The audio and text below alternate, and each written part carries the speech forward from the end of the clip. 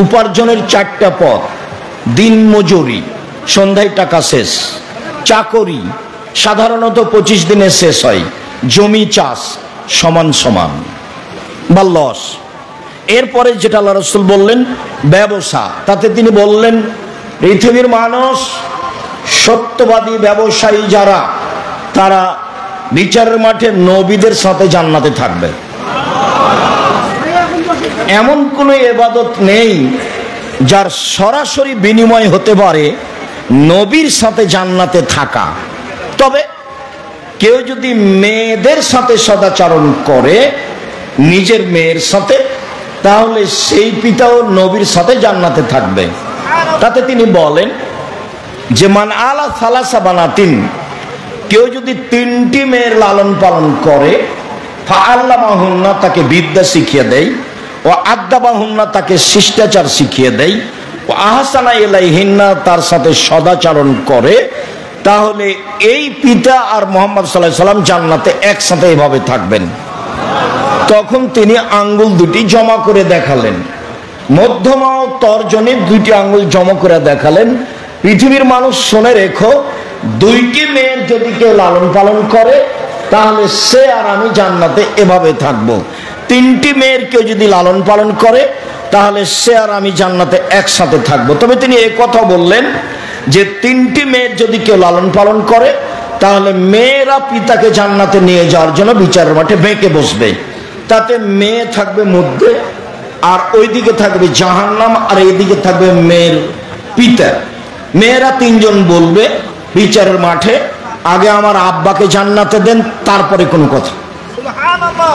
তার মানে বিচারের মাঠে আপনাকে জান্নাতে নিয়ে যাওয়ার জন্য এর চেয়ে কোনো শক্তিশালী পদক্ষেপ নেই। যতক্ষণ পর্যন্ত পিতার জন্য জান্নাত ঘোষণা না হবে, ততক্ষণ পর্যন্ত মেয়েরা মাঠ থেকে সরবে না, এ কথা মুহাম্মদ সাল্লাল্লাহু আলাইহি সাল্লাম বলেন। তবে মনে রাখা ভালো হবে, কষ্ট থাকলেও আরেকজনের সাথে কথা বলিয়েন না। আমি আপনার কষ্ট অনুভব করছি, আর বৃষ্টিকে রহমত মনে করি, গজব মনে করি না। কাজেই এইটাকে ভারী মনে না করে, কষ্টে আছেন কিছুক্ষণ অপেক্ষা করুন। সম্মানিত দিনী ভাই বোন, যখন রাসূল সাল্লাল্লাহু আলাইহি ওয়াসাল্লাম বললেন মেয়েরা বিচারের মাঠে বেঁকে বসবে, তখন তিনি বললেন 1 মেয়েদের বিদ্যা শিখিয়ে দিল, 2 শিষ্টাচার শিখিয়ে দিল, 3 মেয়েদের সাথে সদাচরণ করলো। বিদ্যা সবাই শিখিয়ে দেয়, শিষ্টাচারকে শিখিয়ে দেয়। একটা মেয়ের নখ বড় আছে, সেটাও কি শিষ্টাচার? একটা মেয়ে ভুরু তুলে চিকন করেছে, সেটাও কি শিষ্টাচার? একটা মেয়ে দাঁত ছিলে চিকন করেছে, সেটাও কি শিষ্টাচার? একটা মেয়ে উঁচু স্যান্ডেল পরে নিজেকে লম্বা দেখাচ্ছে, সেটাও কি শিষ্টাচার? একটা মেয়ে ব্রেসিয়ার পরে নিজেকে কম বয়সী দেখাচ্ছে, সেটাও কি শিষ্টাচার? একটা মেয়ে পরচুলা মাথায় দিয়ে বড় চুল দেখাচ্ছে, সেটাও কি শিষ্টাচার? একটা মেয়ে গায়ে উল্কি দিয়ে নিজেকে কিছু দেখাচ্ছে, সেটাও কি শিষ্টাচার? যারা নগ্ন হয়ে রাস্তাঘাটে চলে, সেটাও কি শিষ্টাচার? যেসব মেয়েরা বড় লম্বা মোবাইল হাতে রেখে জেনা দেখে, সেটাও কি শিষ্টাচার? পৃথিবীর মানুষ মনে রেখো, আমার জীবনে বড় ভয়, আমার উম্মত গোপন পাপে লিপ্ত হবে, এটা আমার ভয়। পৃথিবীর মানুষ মনে রেখো, আমার জীবনে বড় ভয়, আমার উম্মত গোপন পাপে লিপ্ত হবে, সেটা আমার ভয়। ওই ঘরে মেয়ে জেনা চর্চা করে, এই ঘরে তার ভাই জেনা চর্চা করে, ওই ঘরে তার মা জেনা চর্চা করে, এই ঘরে তার বাপ জেনা চর্চা করে, সেই বাড়িতে জেনার শয়লা বন্যা, সেটা কি শিষ্টাচার? তোমার প্যান্টটা টাকনোর নিচে আছে, সেইটা কি শিষ্টাচার? তোমার দাড়ি চাঁচা আছে, সেইটা কি শিষ্টাচার? তুমি ছেলে মানুষ, হাতে মেহেদি দিয়েছো, সেইটা কি শিষ্টাচার?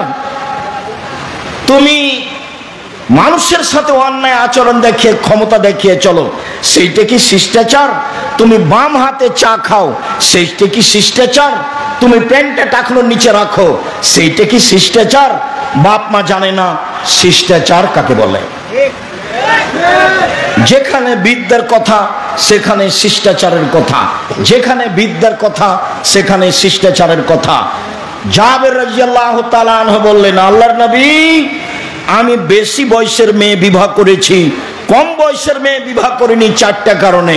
আল্লাহ রাসূল, আমি বেশি বয়সের মেয়ে বিবাহ করেছি, কম বয়সের মেয়ে বিবাহ করিনি চারটা কারণে। আমার পিতা উহুদের যুদ্ধে শহীদ হয়েছেন 9 জন মেয়ে রেখে। আমার পিতা উহুদের যুদ্ধে শহীদ হয়েছেন 9 জন মেয়ে রেখে। আমার 9 জন বোন রয়েছে। আমি তাদের সমবয়সের মেয়েকে বিবাহ করা পছন্দ করিনি চারটা কারণে। এক, লিতুআল্লিমাহুন্না, আমার স্ত্রী যেন আমার বোনদেরকে বিদ্যা শিখাতে পারে। 2, লিতুআদ্দিবাহুন্না, আমার স্ত্রী যেন আমার বোনদেরকে শিষ্টাচার শিখাতে পারে। 3, ওয়ালা তুরাজ্জিলাহুন্না, আমার স্ত্রী যেন আমার বোনদেরকে মাথা চিরুনি করে সাজগোজ করে পরিপাটি করে রাখতে পারে। 4, আমার স্ত্রী যেন আমার বোনদেরকে পাহারা দিতে পারে। মা মানে পাহারাদার, মা মানে শিষ্টাচার, মা মানে বিদ্যা, মা মানে পরিপাটি। মাই তো জানে না যে শিষ্টাচার কাকে বলে। হে করে হাসছে, দেবর নিয়ে ভাসুর নিয়ে, সেও কি আবার মা? নির্বাচনে দাঁড়িয়ে বলছে যে আসেন ভাইয়া আসেন, চা খান বসেন, আসেন ভাইয়া, সেটাও কি শিষ্টাচার? এই ছেলে, তোমার নানা তো ভালো মানুষ ছিল, তোমার দাদাও ভালো মানুষ ছিল, তোমার মা যুগের ফেরে উল্টে গেল, তোমার মা নাকি শিক্ষিতা? কে বলেছে? আমি কোনোদিন বলিনি, তোমাকেও বলিনি, তোমার বাপকেও বলিনি, তোমার মাকেও বলিনি। যেসব ছেলে মেয়ে ঘুম থেকে উঠে ঠাকুরের গান বলে তাকে আমি কোনোদিন শিক্ষিত বলিনি। আরে ঠাকুর জাতির শত্রু, ঠাকুর বাঙালিদের শত্রু, ঠাকুর মুসলমানের শত্রু, ঠাকুর ঢাকা বিশ্ববিদ্যালয়ের শত্রু। যেদিন ভারত, বাংলাদেশ, পাকিস্তান মুসলমান ইহুদি খ্রিস্টানদের হাতে, ব্রিটেনের হাতে, ইংরেজদের হাতে লজ্জিত হয়, অপমানিত হয়, জেল হাজতে থাকে, সেদিন ঠাকুর লন্ডনে মুচ পাকাই। সেই ঠাকুরের গান আমার ছেলে বলবে? অত বড় কাপুরুষ আমি আব্দুর রাজ্জাক বিন ইউসুফ হইনি। জাতির যদি রাস্তাঘাট করে দিতে না পারি, জাতির যদি স্কুল কলেজ করে দিতে না পারি, জাতিকে চূড়ান্ত সঠিক ধর্ম দিতে পারবো ইনশাআল্লাহ। সম্মানিত দিনী ভাই বোন, ছেলে মেয়ে শিরকের মধ্যে ডুবে আছে, আর ও বলছে আমার ছেলে শিক্ষিত। ভুল হিসাব। আপনি আপনার মেধাবী ছেলেকে করতে চেয়েছেন বড় ডাক্তার। বড় ডাক্তার মানে কি? অত প্রতারক। কিভাবে? প্রায় ডাক্তারি। আপনি ডাক্তার, আপনি কষ্ট নেবেন না ভাইজান। আপনার ডাক্তারের অভ্যাস যে যেই কোম্পানি তাকে টাকা দেয় সেই কোম্পানির ওষুধ লিখে। আপনি এই ছেলেকে পড়িয়া জাতির কি করতে চাইলেন? আপনি এই ছেলেকে পড়িয়ে জাতির কি করতে চাইলেন? যারা ইঞ্জিনিয়ার তো তারা রাস্তাঘাটের টাকা মেরে খায়, ও হলো ধোঁকাবাজ। ওকে দিয়ে আপনি জাতির কি করতে চাইলেন? যারা খুব মেধাবী, যারা লন্ডন আমেরিকাতে 5 লক্ষ টাকা বেতনে চাকরি করে, ওরা হলো টয়লেট পরিষ্কার করে যারা, তাদের সুপার, তাদের নেতা, তাদের দায়িত্ব পালন করে। তাহলে আপনার ছেলে জাতির কি করলো? শুনুন, ওইটাই ছেলে জাতির উপকার করতে পারে, জাতিকে শিরক বুঝাতে পারে, জাতির অর্থ সম্পদকে রক্ষা করার চেষ্টা করতে পারে। আরে দেশের মুরগি মেরে ফেলে ইন্ডিয়া থেকে ডিম আনতে হবে, এটা আপনার শরম হলো না? এটা আপনার ছেলে শিক্ষিত? কে বলেছে? দেশের অর্থ সম্পদ, অফিস আদালত, কলকারখানা সবকিছু বন্ধ করে অন্যর কিছু আনতে হবে, অন্যের কাছে ধার করে নিয়ে আসতে হবে, তখন আপনার শিক্ষিত ছেলে শিক্ষিত? কে বলেছে? ভুল হিসাব। আরে যদি শহীদ মিনার তৈরি করি, হামজার করব। আল্লাহ রাসূল বলছেন, সাইয়্যিদুশ শুহাদা হামজা ইবনে আব্দুল মুত্তালিব, পৃথিবীর সবচেয়ে বড় শহীদ হামজা ইবনে আব্দুল মুত্তালিব। আদম থেকে নিয়ে কিয়ামত পর্যন্ত যত শহীদ হয়েছে, যত হবে আর যত হচ্ছে, সবার সর্দার হলেন হামজা ইবনে আব্দুল মুত্তালিব। শহীদ মিনার তৈরি করলে হামজার করতাম। আপনার ছেলে কি শিক্ষা অর্জন করেছে? জাতিকে ধ্বংস করেছে। সে আপনার শিক্ষিত ছেলে? ভুল হিসাব। বিদ্যা কাকে বলে না জানেন আপনি, না জানে আপনার ছেলে, না জানে আপনার মেয়ে, না জানে আপনার স্ত্রী। জাতিকে কবর দিয়ে নিজেকে শিক্ষা দেখায়েন না, জাতিকে কবর দিয়ে কল্যাণ আনি জাতির কথা আপনি দেখায়েন না। প্রত্যেকটা কর্ম আপনার জাতিকে ধ্বংস করা। আপনি কি দিয়ে বুঝাতে চাচ্ছেন যে আমি ছেলেকে মানুষের মতো মানুষ করতে চাই? পরকালের স্বার্থে জাতিকে কল্যাণের দিকে নিয়ে যেতে পারে সেই ছেলে মূলত শিক্ষা প্রাপ্ত, সেই ছেলে মূলত শিক্ষা অর্জন করেছে। সম্মানিত দিনী ভাই বোন, এক, বিদ্যা শিখাবে, দুই, শিষ্টাচার শিখাবে, তিন, পরিপাটি শিখাবে, চার, পাহারা দিবে ছেলে মেয়েকে, তার নাম বাপ, তার নাম মা। সম্মানিত দিনী ভাই বোন, মনে রাখবেন শিষ্টাচার সদাচরণ এমন একটা জিনিস যা দিয়ে জান্নাতুল ফেরদাউস পাওয়া যায়। ওমামা বাহেলি রাদিয়াল্লাহু তাআলা আনহু বলেন, রাসূল সাল্লাল্লাহু আলাইহি ওয়াসাল্লাম বললেন, পৃথিবীর মানুষ শুনে রেখো, কেউ যদি তর্ক ছেড়ে দেয় সত্য হলেও আমি মুহাম্মদ সাল্লাল্লাহু আলাইহি ওয়াসাল্লাম তাকে জান্নাতে একটা ঘর নিয়ে দিব, আমি জিম্মেদার। পৃথিবীর মানুষ শুনে রেখো, কেউ যদি মিথ্যা ছেড়ে দেয়, মজাক করে হলেও মিথ্যা না বলে, আমি মুহাম্মদ সাল্লাল্লাহু আলাইহি ওয়াসাল্লাম তাকে জান্নাতে একটা ঘর নিয়ে দিব।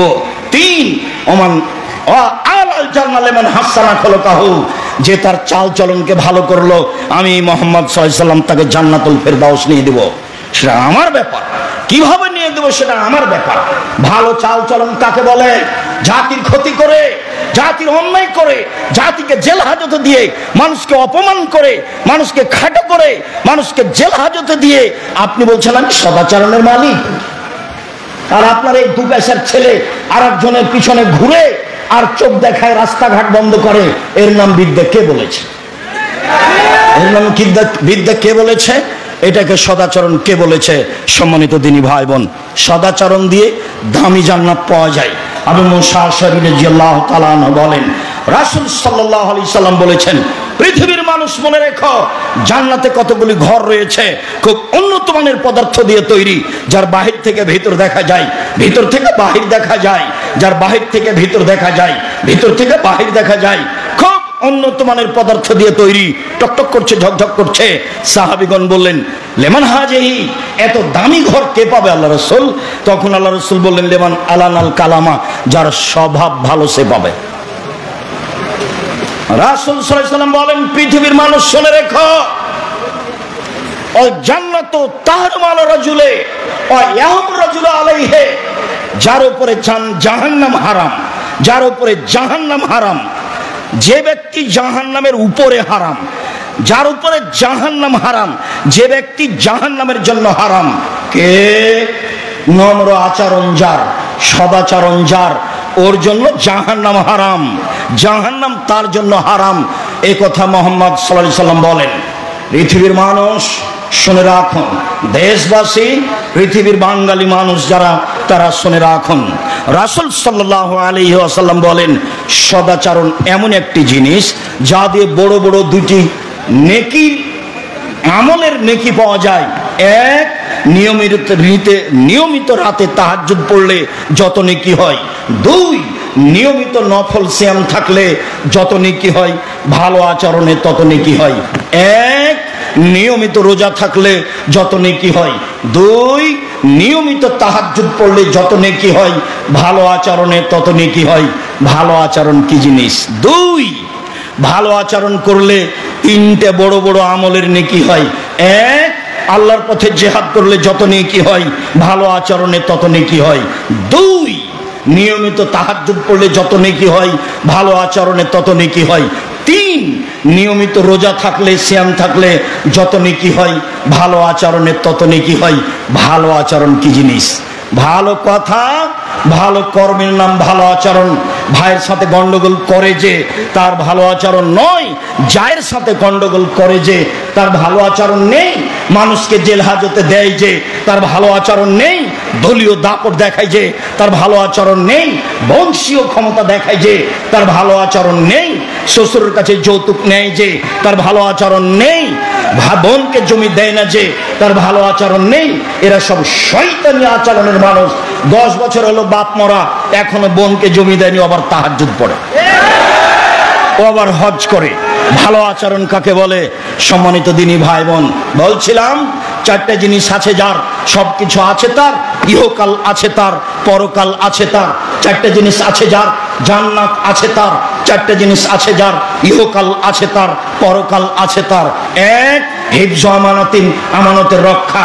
দুই, হুসনু খালিকাতিন, ভালো আচরণ, ভালো আচরণ যার, জান্নাত তার। তিন সিদক হাদিসিন, সত্য কথা যার জান্নাত তার। চার ইফাতুন বিতুয়ামাতিন, বৈধ রুজি।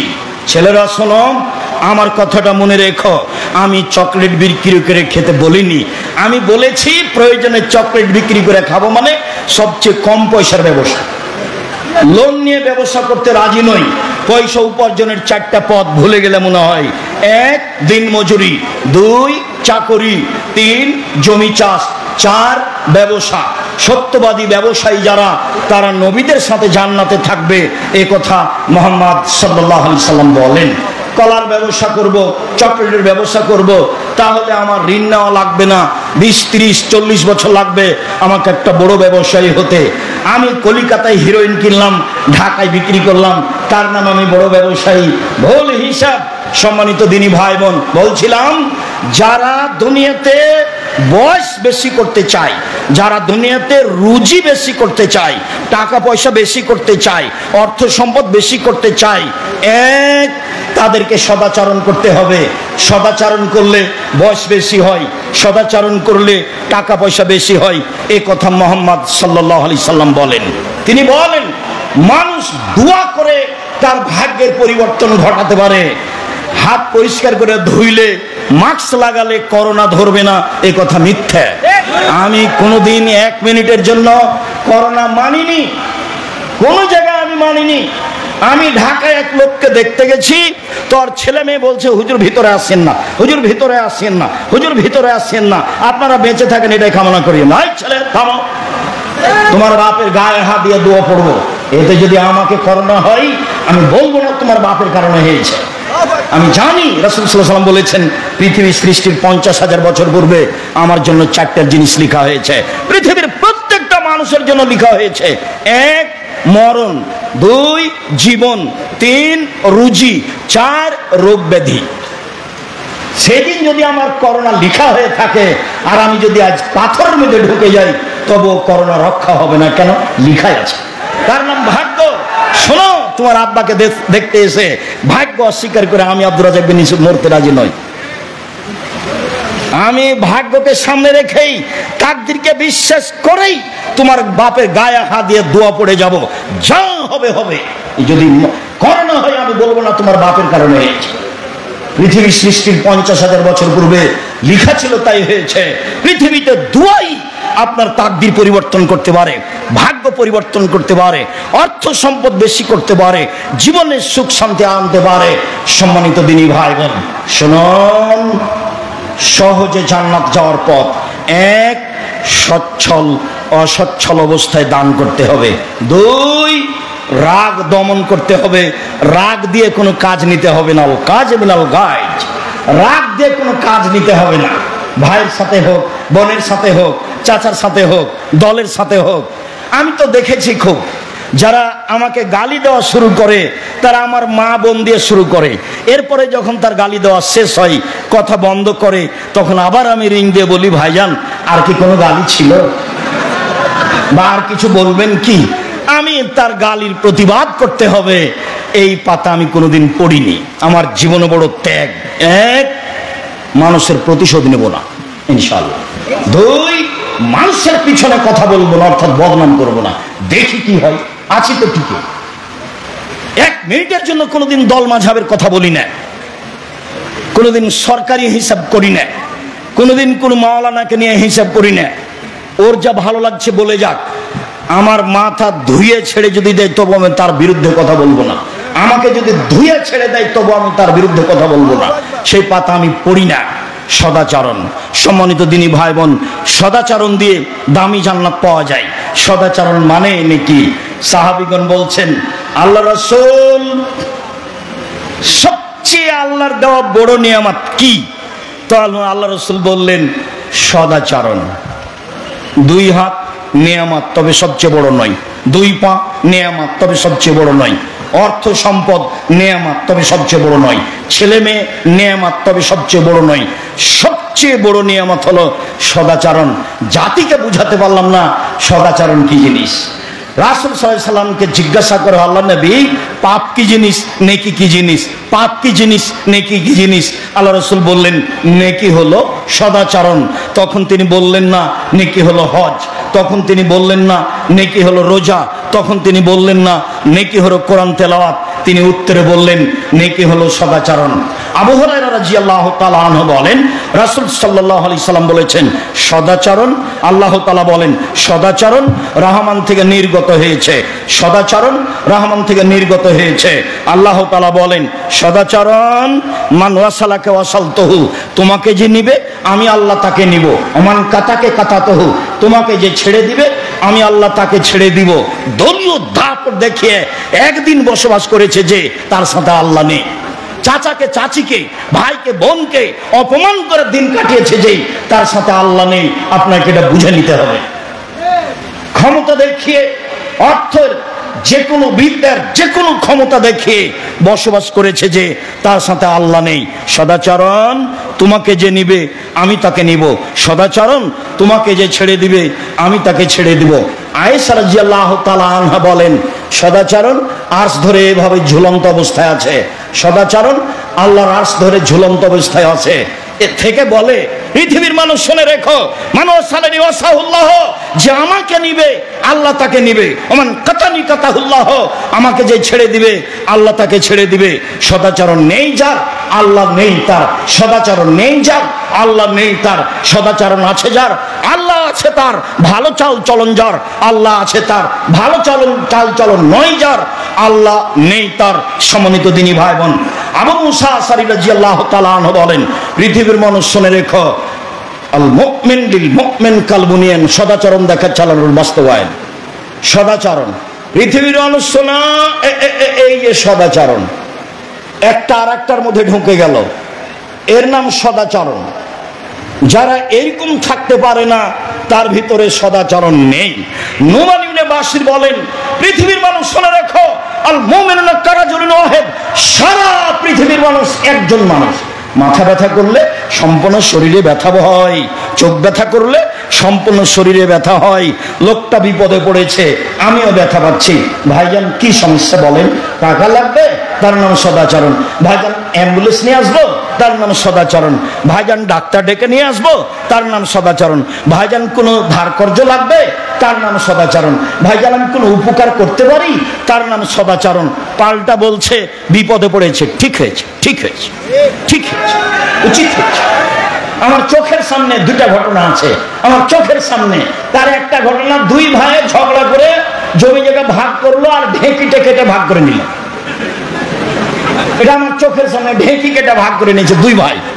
তো এক ভাই ওখানে থাকবে না, তো বলছে এই শোন, আমার ভাগটা এমন লোকের কাছে বিক্রি করব, তোকে তো দিব না, দিবই না, যে লোকটাকে গুতাতে পারে। এক ভাই আর এক ভাইকে বলছে। আর আমার চোখের সামনে এক দলের লোক আর এক দল পরাজয় হলে গরু জবাই করলো, এটা আমার চোখের সামনে। গরু জবাই করে খুশি মানাচ্ছে। ধর্ম কাকে বলে? তাহাজ্জুদ পড়ে ধর্ম টিকে না। রাসূল সাল্লাল্লাহু আলাইহি সাল্লাম বলছেন জিজ্ঞাসার উত্তরে, আল্লাহর নবী অমুক মহিলা বেশি বেশি সালাত আদায় করে, বেশি বেশি দান খায়রাত করে, বেশি বেশি সিয়াম পালন করে, তবে প্রতিবেশীর সাথে ভালো আচরণ করে না। আল্লাহ রাসূল বলেন হে ফিন্নার, জাহান্নামে যাবে। বেশি বেশি সালাত আদায় করে, বেশি বেশি সিয়াম পালন করে, বেশি বেশি দান খায়রাত করে, প্রতিবেশীর সাথে ভালো আচরণ করে না, আল্লাহ রাসূল বলেন জাহান্নামে যাবে। আল্লাহ নবী অমুক মহিলা তেমন বেশি সালাত আদায় করে না, তেমন বেশি সিয়াম পালন করে না, তেমন বেশি দান খায়রাত করে না, তবে প্রতিবেশীর সাথে ভালো আচরণ করে, আল্লাহ রাসূল বলেন হে ফিল জান্নাহ, ও জান্নাতে যাবে। আপনি আর আমি যেভাবে পৃথিবীকে বুঝেছি সেভাবে পৃথিবী নয়। আল্লাহ রাসূল বলছেন যে পৃথিবী তোমাকে ধোঁকা দিচ্ছে, তুমি বুঝতে পারো না। ফাত্তাকুদ দুনিয়া ওয়াত্তাকুন নিসা, পৃথিবীর মানুষ দুনিয়া থেকে বেঁচে থাকো, নারী থেকে বেঁচে থাকো। পৃথিবীর মানুষ দুনিয়া থেকে বেঁচে থাকো, নারী থেকে বেঁচে থাকো। পৃথিবী হচ্ছে অত্যাধুনিক যন্ত্র, আপনার কথা কর্ম সব ধরে রেখেছে ছবি সহ। বিচারের মাঠে আপনাকে দেখানো হবে, সব চলে আসবে আপনার সামনে। তখন আপনি দেখতে পাবেন ভাবির সাথে কিভাবে কথা বলেছেন, বোনের সাথে কিভাবে কথা বলেছেন, বান্ধবীর সাথে কিভাবে কথা বলেছেন, সব বুখারী মুসলিমের হাদিস। এই জন্য পৃথিবী থেকে বেঁচে থাকতে হবে সাবধান। 2, নারী থেকে বেঁচে থাকতে হবে সবাই জানি। রাসূল সাল্লাল্লাহু আলাইহি ওয়াসাল্লাম বলছেন, মা তারাকতু বাদি ফিতনাতান আযালা লিল নিসায়ে, আমি ছাড়িনি পৃথিবীতে মানুষের জন্য বেশি বিপজ্জনক বস্তু নারীদের চেয়ে। পৃথিবীর মানুষ শুনে রেখো, আমি ছাড়িনি কোনো বস্তু পৃথিবীতে যেটা পুরুষের জন্য বেশি বিপজ্জনক হতে পারে নারীদের চেয়ে। নারী হচ্ছে পুরুষের জন্য সবচেয়ে বেশি বিপজ্জনক বস্তু। তিনি বলছেন, ও নারী জাতি, তোমরা এমন জাতি বুদ্ধিমানের বুদ্ধিকে নষ্ট করতে পারো। ও নারী জাতি, তোমরা এমন জাতি বুদ্ধিমানের বুদ্ধিকে নষ্ট করতে পারো। একবার একটা মেয়ে গাড়িতে বসে আছে, খালি আপনাকে বলেছে হাসি মুখে, বসেন ভাইয়া। এখন আপনার অন্তর হারিয়ে গেছে, নিজের কন্ট্রোলে আর নেই, শয়তান এখন কন্ট্রোলে করেছে। আপা কি করেন, আপা কোন ক্লাসে পড়েন, কি অবস্থায় আছেন, যতক্ষণ পর্যন্ত গাড়ি থেকে না নামবে ততক্ষণ আপনি ধরে রাখতে পারবেন না, তার নাম শয়তান। আল্লাহ রাসূল বলছেন, ইলাল মারাতা তুবগুলো ফি সূরাতে শয়তান অতুবগুলো ফি সূরাতে শয়তান। মহিলারা শয়তানের বেশ ধরে আসে, শয়তানের বেশ ধরে যায়। মহিলারা শয়তানের বেশ ধরে আসে, শয়তানের বেশ ধরে যায়। দিনী বোন, আপনাকে আমি কষ্ট দিইনি, আমি অনুবাদক। মুহাম্মদ সাল্লাল্লাহু আলাইহি ওয়াসাল্লাম এভাবেই বলেছেন। তবে মুহাম্মদ সাল্লাল্লাহু আলাইহি ওয়াসাল্লাম এই কথা বলেছেন, একটু 2-1 আছেন, মিডিয়া আপনার কাছে যাবে সময়ের গতিতে। শুনুন, আরে আপনাকে আমি শয়তান বলবো কেন? আপনাকে তো আমি খাদিজার মতো মনে করি। দেখবেন 1 মিনিট, এ দেখেন খাদিজা। আবু হুরায়রা রাদিয়াল্লাহু তাআলা আনহু বলেন, জিবরাইল রাসূলের কাছে আসলেন। জিবরাইল বলছেন, হাজি খাদিজা, এই যে খাদিজা আতাত আসছে, মা হা এনাউন, তার সাথে আছে একটা পাত্র, তাতে আছে খাদ্য, তাতে আছে তরকারি। খাদিজা আসছে, তার সাথে আছে একটা পাত্র, তাতে আছে খাদ্য, তাতে আছে তরকারি। ফাইজা আতাক্কা, যখন খাদিজা আপনার কাছে চলে আসবে তখন খাদিজাকে বলবেন, খাদিজা, আল্লাহ তোমাকে সালাম দিয়েছে। 1, 2, খাদিজা, জিবরাইল তোমাকে সালাম দিয়েছে। 3, খাদিজা, জিবরাইল আমাকে বললেন তোমার জন্য জান্নাতে একটা ঘর তৈরি করা হয়েছে হীরা মুক্তা মানিক্য দিয়ে, যেখানে কোনো হইচই নেই, যেখানে কোনো কষ্ট প্লেস নেই। বুখারী মুসলিম। তো খাদিজা তো মানুষ। আল্লাহ রাসূলকে বললেন খাদিজাকে যে শয়তানের বেশ ধরে আসে, শয়তানের বেশ ধরে যায়। দেখবেন রাসূল সাল্লাল্লাহু আলাইহি ওয়াসাল্লাম বলছেন যে সবচেয়ে উত্তম সম্পদ, দামি সম্পদ যার যাকাত লাগে না, সবচেয়ে উত্তম সম্পদ, দামি সম্পদ যার যাকাত লাগে না, 1 লিসানুন যাকির, ওই জিহ্বা দামি সম্পদ, যে জিহ্বা সুবহানাল্লাহ আলহামদুলিল্লাহ আল্লাহু আকবার বলতে পারে, জিকির করতে পারে। এটা হলো পৃথিবীতে সবচেয়ে দামি সম্পদ। এই ছেলে, সবচেয়ে দামি সম্পদ কি? জিহ্বা। জিহ্বা কিন্তু বিপদে ফেলে। রাসূল সাল্লাল্লাহু আলাইহি ওয়াসাল্লাম বলছেন, সঙ্গী সাথী বলতে পারো মানুষকে পিছন দিক থেকে জাহান্নামে ধাক্কা মেরে নিক্ষেপ করে কি? সঙ্গী সাথী বলতে পারো মানুষকে পিছন দিক থেকে ধাক্কা মেরে জাহান্নামে নিক্ষেপ করে কি? সঙ্গী সাথী বলতে পারো মানুষকে পিছন দিক থেকে ধাক্কা মেরে জাহান্নামে নিক্ষেপ করে কি? এই কথা বলতে বলতেই ফাঁকা দিলেছেন জিভা। দেখো, জিভা, জিভা মানুষকে পিছন দিক থেকে ধাক্কা মেরে জাহান্নামে নিক্ষেপ করে। মুখ ব্যবহার করবেন না। পৃথিবীর মানুষ শুনে রেখো, মাইয়াজমান লিমা বাইনা লাহিয়াহে ওমা বাইনা রিজলাইহি হাত্তালাহু জান্নাহ। কেউ যদি মুখের জিম্মেদারি নিতে পারে, কেউ যদি জিনা করব না বলে জিম্মেদারি নিতে পারে, আমি মুহাম্মদ সাল্লাল্লাহু আলাইহি ওয়াসাল্লাম তাকে জান্নাতে নিয়ে যাওয়ার জিম্মেদারি নিলাম। কিভাবে নিয়ে যেতে হবে সেটা আমার ব্যাপার, কি করতে হবে সেটা আমার ব্যাপার। 1, মুখ দিয়ে কারোর বিরুদ্ধে যাবে না, মুখ দিয়ে কারোর বদনাম করবে না। সাবধান। সাংবাদিক গেছে জামিয়া সালাফে, পুরাতন কথা আমাকে জিজ্ঞাসা করছে, তখন আমি বলছি রুজি উপার্জনের আর কোনো পথ পাওনি? হারাম পথে রুজি উপার্জন করতে এসেছো কেন? আল্লাহ নবী বলছেন, মান সাতারা মুসলিমান সাতারাহুল্লাহ ফিদ দুনিয়াল আখিরাহ। কেউ যদি মুসলমানের দোষ ত্রুটি ঢেকে রাখে, আল্লাহ বিচারের মাঠে তার দোষ ত্রুটি ঢেকে রাখবেন। এদিকে বাস্তব বুখারীর হাদিস দেখায়, এই মানুষের দোষ ত্রুটি ঢেকে রাখে যে, তাকে বিচারের মাঠে আল্লাহ পাশে নিয়ে আসবেন। পাশে নিয়ে এসে তার হাতের আড়ালে নিয়ে এসে বলবেন, এই যে পাপ, এগুলো চিনতে পারো কি কার পাপ? জি চিনতে পারি, এগুলি আমার পাপ। তুমি কিছু বলতে চাও কি? জি না, আমি কিছু বলতে চাই না। আমার ফেরেশতারা অন্যায় লিখেছে, এটি কি বলতে চাও? জি না, আমি তা বলতে চাই না। তখনও বুঝেছে জাহান্নামে আমি চলে গেছি। আল্লাহ বলছেন, শোনো, তুমি মানুষ হিসেবে যদি মানুষের দোষ ত্রুটি গোপন রাখতে পারো, আরে তুমি মানুষে যদি মানুষের দোষ ত্রুটি ঢেকে রাখতে পারো, আমি আল্লাহ তোমার দোষ ত্রুটি ঢেকে রাখতে পারি না? যাও, তোমাকে জান্নাতে দিয়ে দিলাম। উপদেশ বইয়ের ভূমিকাতে হাদিস আছে, দেখেন আপনি। জাতির যদি রাস্তাঘাট করে দিতে না পারি, জাতির যদি স্কুল কলেজ করে দিতে না পারি, জাতিকে চূড়ান্ত সঠিক ধর্ম দিতে পারবো ইনশাআল্লাহ।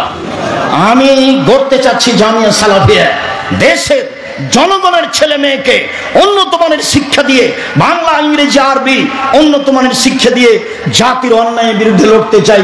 মুখে কলমে মিডিয়ায় লড়বই ইনশাআল্লাহ। লড়ে যাচ্ছি, জীবন বাজি রেখে লড়ে যাব। আপনি যেটা চেয়েছেন, আপনার ছেলে মেয়েকে বেশি পয়সা খরচ করে পড়াবেন, কয়েক বছর দেখার পরে আব্দুল্লাহ আমাকে বলছে, আব্বু কিছু বুঝলেন? হ্যাঁ দেখো, তাহলে তো মানুষ যেটা বলছে সেটা করাই লাগে, তাহলে নেবরাস স্কুল খুলো, তাহলে গার্জেন বুঝবে না আমার ছেলে ইংরেজি শিখেছে। তো একদিন 6 বছর বয়সের ছেলে আব্দুল্লাহ, তখন আমি বলছি, আব্বু হ্যান্ড মানে হাত, হেড মানে মাথা। তোর মা হাসছে, হেসে বলছে, ও মাইকেল মধুসূদন দত্ত কি 6 বছর বয়সে ইংরেজি শিখেছিল? বাচ্চা নিয়ে পিড়াপিড়ি করছেন কেন? মাইকেল মধুসূদন দত্ত বুঝেছিল আমি ইংরেজি জানি, কবিতা লিখে লন্ডনীদের হারিয়ে দেব। তার মানে ইংরেজি ভালো শিখেছিল, তাই কি 6 বছর বয়সে? এখন বাপ মা বুঝছে যে আমার 6 বছর ছেলে যেন ইংরেজি বলতে পারে, তো ভালো। একটা অনুষ্ঠান আব্দুল্লাহ করলো, তো দেখলাম ছেলেরা এমন বললো, তো মনে হচ্ছে আসলে এরা বিদেশ থেকে এসেছে। ওই যে সেদিনের একটা বৈঠক দেখলেন তো। তো ঠিক আছে আব্বু, মানুষ যেটা বুঝছে সেই ফিল্ডে থাকো। আর তাদের জন্য জামিয়া সালাফি রূপগঞ্জে একটা বিশাল বিল্ডিং তৈরি করা হবে, যাদের শিক্ষা ব্যবস্থা বহির্বিশ্বের শিক্ষক এসে দিবে।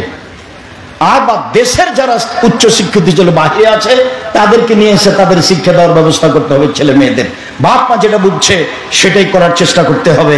সম্মানিত দিনী ভাই বোন, বলছিলাম জাতির যদি রাস্তাঘাট করে দিতে না পারি, জাতির যদি স্কুল কলেজ করে দিতে না পারি, জাতিকে চূড়ান্ত সঠিক ধর্ম দিতে পারবো ইনশাআল্লাহ। পৃথিবীর মানুষ, আমি আশঙ্কা করে যাচ্ছি আমার উম্মতের উপরে, এক আইম্মাতা মুজিল্লিন, ভ্রান্ত হুজুর, হুজুর হবে ভ্রান্ত, এটাই আমার ভয়। পৃথিবীর মানুষ বলে গেলাম, আমার পরে কতগুলি আলেম ওলামা আসবে, আমার আদর্শ ছেড়ে দিয়ে বলবে অন্য আদর্শকে, এটাই রাসূলের আদর্শ। আমার সুন্নাত ছেড়ে দিয়ে অন্য আদর্শকে বলবে এটাই রাসূলের আদর্শ। আমার সুন্নাত ছেড়ে দিয়ে অন্য সুন্নাত ধরে বলবে এটাই রাসূলের সুন্নাত। শোনো, ওদের দেখতে লাগবে মানুষ, ওদের অন্তর হলো শয়তানের অন্তর। ওদের দেখতে লাগবে মানুষ, ওদের অন্তর হলো শয়তানের অন্তর।